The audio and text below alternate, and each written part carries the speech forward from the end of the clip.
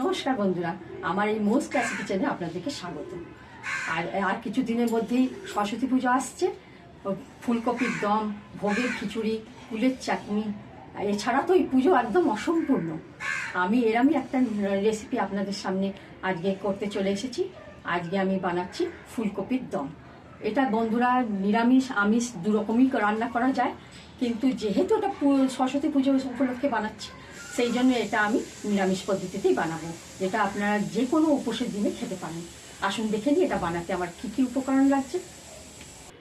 এটা বানাতে আমি একটা মাঝারি সাইজের ফুলকপি নিয়েছি, তারে বড় বড় ফুলগুলোকে আলাদা করে বার করে নিয়েছি।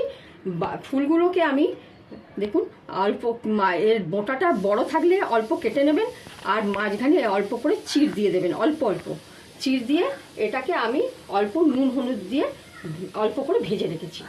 আর আলু, মিডিয়াম সাইজে আলু হাফ করে নিয়ে সেটাকে আমি একটা সিটি বাজিয়ে এটাকে নুন হলুদ দিয়ে অল্প করে ভেজে নিয়েছি। তার সঙ্গে নিয়েছি আমি কড়াইশুঁটি অল্প, ধনেপাতা কুচি, আর আমি বড় সাইজের দুটো টমেটো, 2 ইঞ্চি আদা, দুটো লঙ্কা নিয়েছি, কাঁচা লঙ্কা, আর ছোটো চামচের 1 চামচ গোটা জিরে নিয়ে এটাকে আমি এটাকে পেস্ট বানিয়ে নেবো। যেটা আপনার এটা বড় নিয়েছি, যদি আপনার মিডিয়াম সাইজের টমেটো হয় তাহলে 3টে নেবেন, নিয়ে এটা পেস্ট বানিয়ে নেবেন। তার সঙ্গে আমি নিয়েছি এখানে সাদা তেল নিয়েছি, আপনি সর্ষের তেলও ব্যবহার করতে পারেন। ফোড়নের জন্য নিয়েছি 2টো তেজপাতা, 2টো শুকনো লঙ্কা আর গোটা জিরে নিয়েছি। আমি হলুদ গুঁড়ো, ধনে গুঁড়ো, লাল লঙ্কা গুঁড়ো, কাশ্মীরি লাল মির্চ, নুন আর একটু গরম মশলা। এবার আমি আগে রান্নার দিকে এগোচ্ছি। দেখুন বন্ধুরা, এখন সবাইকেই তাড়াহুড়ো করে কাজে বেরোতে হয়, এই জন্য আমি আলাদা করে মশলাগুলো বাটলাম না। আলাদা টমেটো বাটা, লঙ্কা বাটা, আদা বাটা করিনি। আমি টমেটো, আদা, লঙ্কা, কাঁচা লঙ্কা আর জিরেটাকে আমি একসঙ্গে করে বেটে নিয়েছি, যাতে রান্নাটা তাড়াতাড়ি আপনারা আরম্ভ করতে পারেন। এবার আমি গ্যাসটাকে অন করছি, কড়াটা বসালাম।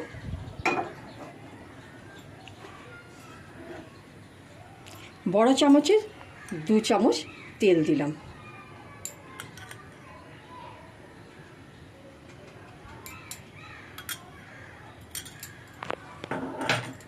তেলটা একটু গরম হতে দেবো।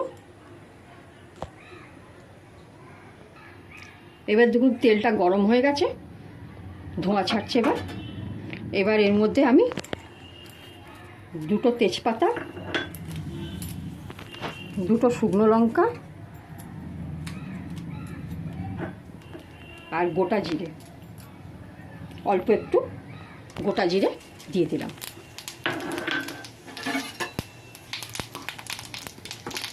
আর আঁচটাকে আমি মিডিয়াম করে দেবো।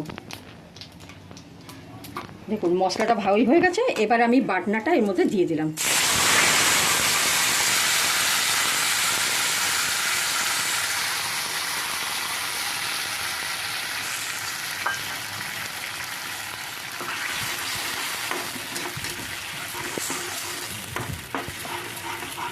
নাড়াচাড়া করব।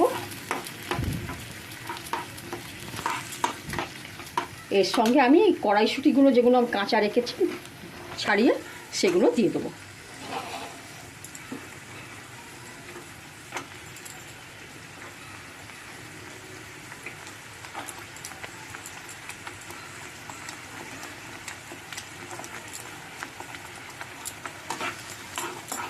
দিয়ে কিছুক্ষণ হতে দেবো। দেখুন মশলাটা এবার ফুটছে একটুখানি। এবার এর মধ্যে আমি অল্প একটু চিনি, অল্প 4 ভাগ, ছোটো চামচের 4 ভাগের 1 ভাগ একটু দিয়ে দিলাম। এটা আপনি দিতেও পারেন, নাও দিতে পারেন, একটু টেস্টের জন্য দেয়া। এর মধ্যে দেবো আমি ছোটো চামচের 1/2 চামচ হলুদ গুঁড়ো, যেগুলো আমার তরকারিটা যেহেতু সব সবজিগুলো অল্প হলুদ আর নুন দিয়ে ভাজা, এই জন্য আমি হলুদটা বুঝে দেবো।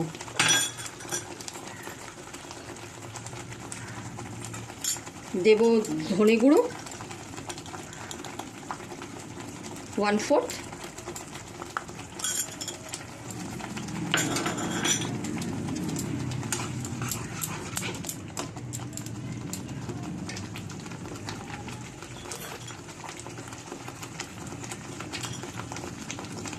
দেব লাল লঙ্কার গুঁড়ো 1/4। আপনারা ঝাল যেরকম খেতে ভালোবাসবেন সেই হিসেবে লঙ্কা কম বেশি করে নেবেন। এবার আমি একটু ঢাকা দেবো 2 মিনিটের জন্য। এবার ঢাকনাটা খুললাম, নাড়াচাড়া করে শুকনো শুকনো হয়ে এসছে। মাঝে মাঝেই ঢাকা দিয়ে আবার খুলে নাড়াচাড়া করতে হবে। এবার এর মধ্যে আমি আন্দাজ মতো নুন দেবো, যেহেতু কপি আর আলু অল্প নুন দিয়ে ভাজা, এই জন্যে নুনটা একটু বুঝে দেবেন।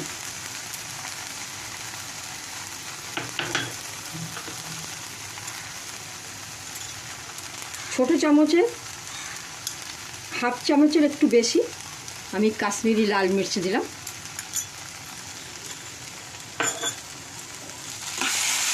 দেখুন নাড়াচাড়া করছি।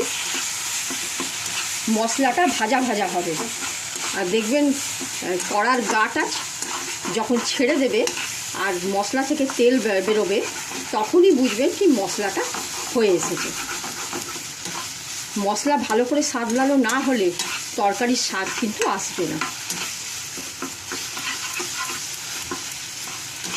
দেখুন কড়ার গা ছেড়ে দিচ্ছি।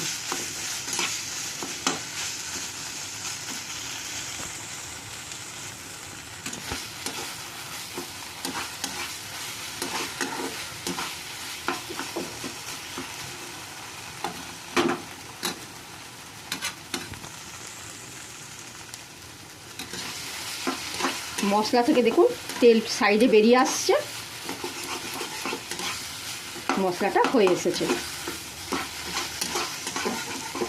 এরকম শুকনো শুকনো সাদলানো হবে।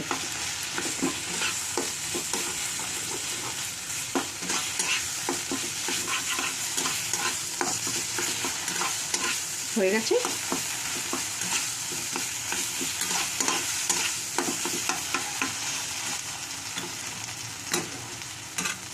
এবার এর মধ্যে মিক্সিতে যেটা আমি মশলাটা পিষেছিলাম সে জলটা আমি অল্প দিয়ে দেবো।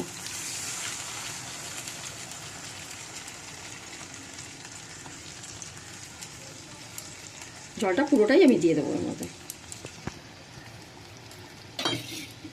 এটা মিক্সিতে মশলা বেটে রাখা যে ধুয়ে জলটা দিয়ে দিলাম। এটা একটু গরম হবে, এর সঙ্গেই এর মধ্যে আমি আলু দিয়ে দেবো। ভেজে রাখা আলুগুলো আমি দিয়ে দিলাম।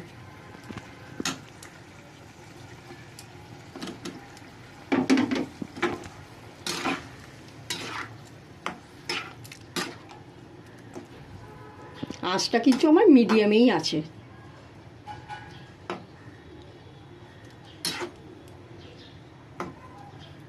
বেশি জোর আঁচ করলে মশলাটা পুড়ে যেতে পারে, এই জন্য আঁচটাকে মিডিয়ামেই রাখবো রান্নাটা।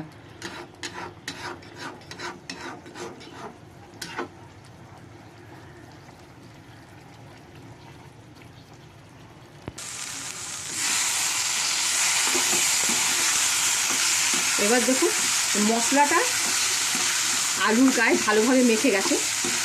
দেখুন এটা মাঝে মাঝেই একটু নাড়তে থাকতে হবে।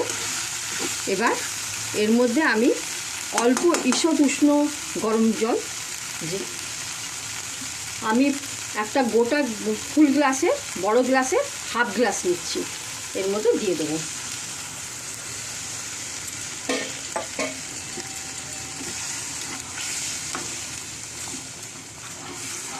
দেখুন হয়েছে। এর সঙ্গে এবার আমি ফুলকপিগুলো এর মধ্যে দিয়ে দেবো একে একে।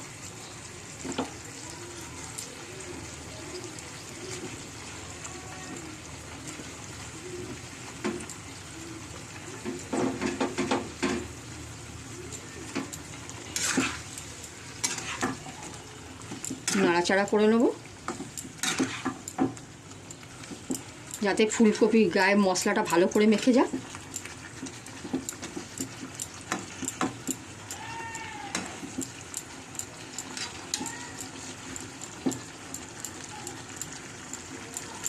এবার 1 মিনিটের জন্য আমি এটাকে ঢাকা দেবো।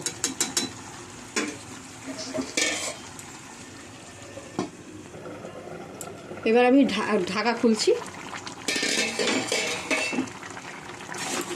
দেখুন এটা হয়েই এসেছে, সব কপিগুলোর মধ্যে মশলা ঢুকে গেছে। এবার আমি এর মধ্যে 1/4 গরম মশলা ছড়িয়ে দেব।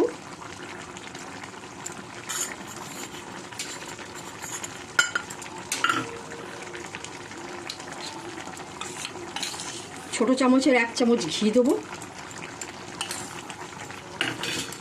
আর ধনেপাতা কুচি ছড়িয়ে এটা আমি গ্যাস বন্ধ করব। আমার রান্নাটা রেডি হয়ে গেছে, এটা একটা পাত্রে আমি পরিবেশন করব। এটা একটা পাত্রে আমি পরিবেশন করে নিয়েছি। এবার এটাকে একটু গার্নিশ করে নেব। এটাকে আমি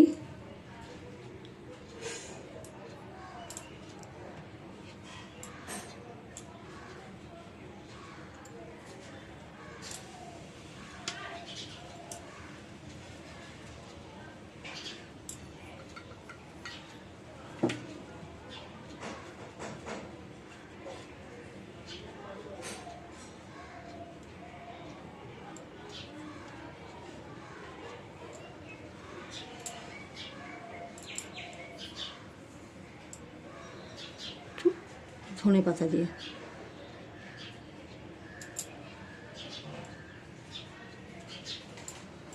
গার্নিশ করে নিলাম। দেখুন কি সুন্দর আকর্ষক দেখতে হয়েছে এবং খেতেও ততটাই সুস্বাদু। এরা আপনারা বাড়িতে বানালে আপনাদের বাড়ির লোকেরা খেয়ে আপনার নাম করবে, এটা আমার বিশ্বাস। এটা আপনি ভোগের খিচুড়ির সঙ্গে তো খেতেই পারবেন, এবার তার সঙ্গে তারপরেও আপনি এটা জলখাবারে লুচি, পরোটা, রুটি তার সঙ্গে খেতে পারবেন এবং অবশ্যই পোলাও আর ফ্রাইড রাইসের সঙ্গেও খেতে পারবেন। এটা আপনারা বাড়িতে বানিয়ে ফেলুন। কেমন খেতে লাগলো এটা আপনি কমেন্টসে অবশ্যই জানান। আর রেসিপি যদি ভালো লাগে লাইক, শেয়ার, সাবস্ক্রাইব করতে ভুলবেন না। নমস্কার।